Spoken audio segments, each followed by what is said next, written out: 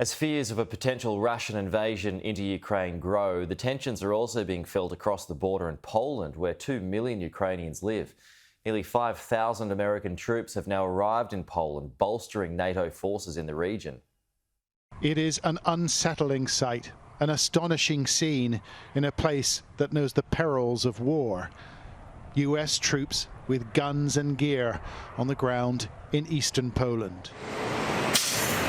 3,000 troops will make camp here in a community called Yashonka, although the soldiers have given it a new name. It's J-Town now, with the local arena serving as their barracks. This deployment is symbolic. It's a signal of strength as the Russian military threatens Ukraine. But it's difficult to know what Vladimir Putin will do as NATO builds up its forces.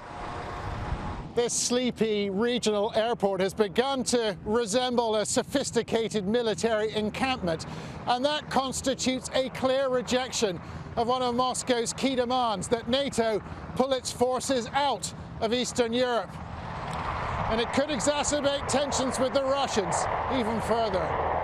For the Poles, this is proof of a new age of conflict, a contest that will require Europe to rearm. But there is gratitude here for NATO's support. Actually, I think it's the first time in history that Anglo-Saxon troops have come to Poland, potentially to defend us against a foreign aggressor. So big day. It's a clear signal to Mr. Putin and his generals that this is where NATO territory starts and it will be defended. And on a quick visit to the capital, the US Defense Secretary restated his support, announcing the sale of tanks and planes to the Poles. You know, it's ironic that what Mr. Putin did not want to see happen was a stronger NATO on his flank. And that's exactly what he will see going forward. 2 million Ukrainians have made Poland their home, working or studying at universities. But these students in Rzeszów are finding it difficult to concentrate. I have family there. I also have a father in the military. I am trying to filter the information, so I'm trying not to panic like as most people do.